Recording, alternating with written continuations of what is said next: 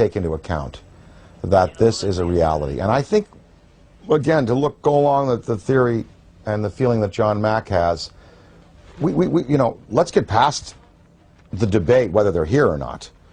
Let's start to analyze who they are, how many of them are there, what kind of systems they're using, what their intentions are to us here on their planet, and can we utilize this knowledge to better ourselves as a species.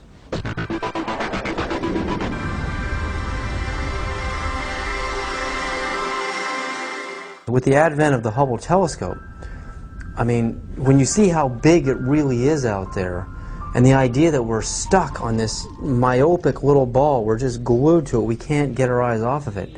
It's more of a mystery now than it ever has been. Why we're stuck here, and there's got to be a way to decode the matrix and finding out how these craft work. You know, how we can get out into the universe ourselves. I mean, I think that's what this is really all about. It's not about trying to prove it whether it's right or wrong. It's trying to, it's like when the first time man saw a bird fly. Well, the last UFO symposium conducted by MUFON, they sent me the book of the speakers. There were many, many scientific people in there, many astrophysicists, celestial mechanics experts, metallurgists, you know, people who've been consulted on these cases over the years. No, I mean, when you have John Callahan, an ex-FAA supervisor, saying, yep, they're real.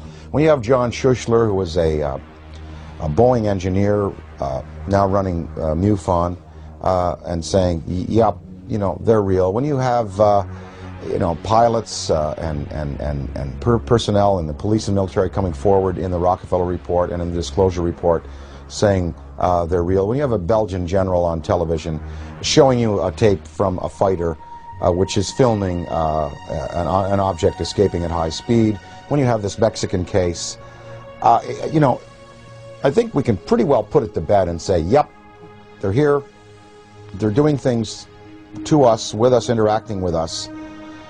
Whether we've had, you know, official military contact, again, that goes into the black box area, but there should be no debate anymore. UFOs exist. They are intelligently manufactured and guided technology from somewhere else, not this planet.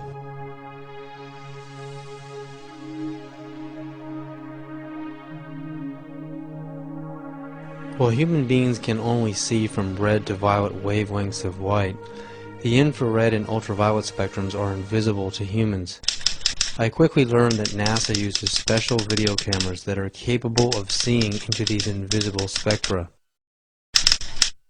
The tether has broken. It is going away from us. Get it on the TV, Claude. Please get it on the TV. After the 12-mile-long tether snaps, several days later on an orbital pass, the cameras find something that should not be there.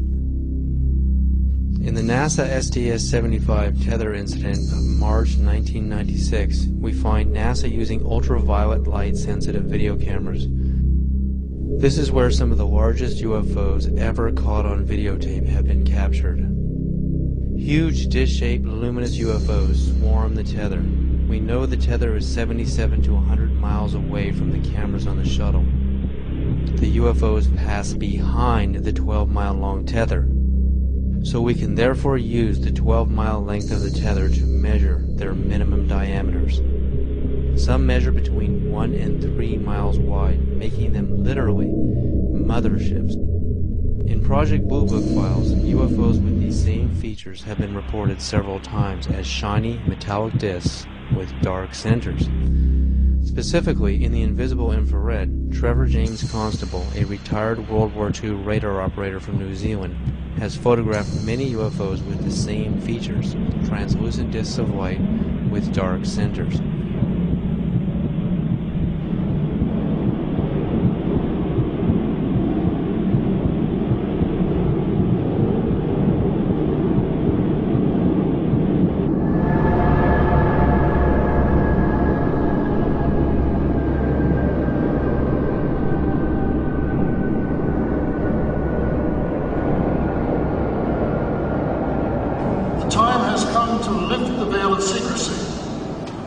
Let the truth emerge so there can be a real and informed debate about one of the most important problems facing our planet today.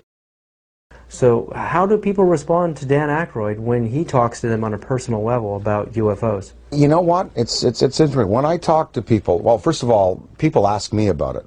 They come to me and they say, oh, well, you know, we saw an interview, we heard an interview, they heard the thing on Art Bell that we did. They come to me and ask me about it. So it's not like I have to go out there and crusade and say, hey, did you hear about the latest Mexican case? They've seen CNN, they've seen Fox, they've seen the Daily News. They come to me and ask me about it, and I basically lay out, you know, my thoughts on it. I'd say half the people that I speak to about this have either seen themselves, heard about it from a credible witness, or are willing to accept. The other half, totally not. Harold Ramis, my good friend and collaborator, does not believe, will not accept until, you know, hard proof is presented to him in the form of, you know, something tangible. And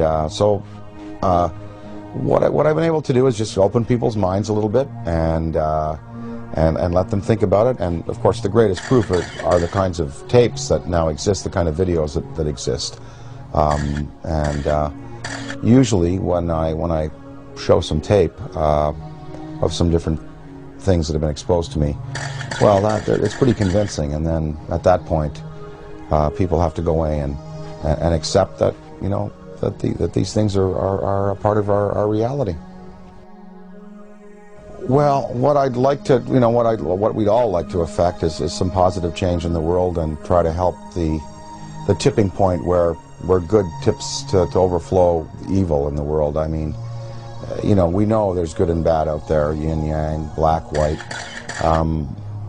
you know, there are you know, there's tremendous divisiveness in the planet, and, you know, perhaps this study and this understanding of things that are greater than we have accomplished technologically will lead us to a spiritual awakening, one that helps us respect other beings out there in the universe and other dimensions, and also in our own 4 dimensions and here in the physical world that we live in. The sacredness of human life, the willingness to get along a little better, to relinquish materialism and territoriality in favor of a more comprehensive worldview, in which we unite and we all feel the energy within us as part of a universal light. Gotta thank you, Dan, so much for this interview. I'm very grateful. I really believe you're one of the greatest minds in our world at this time. Thank you so much.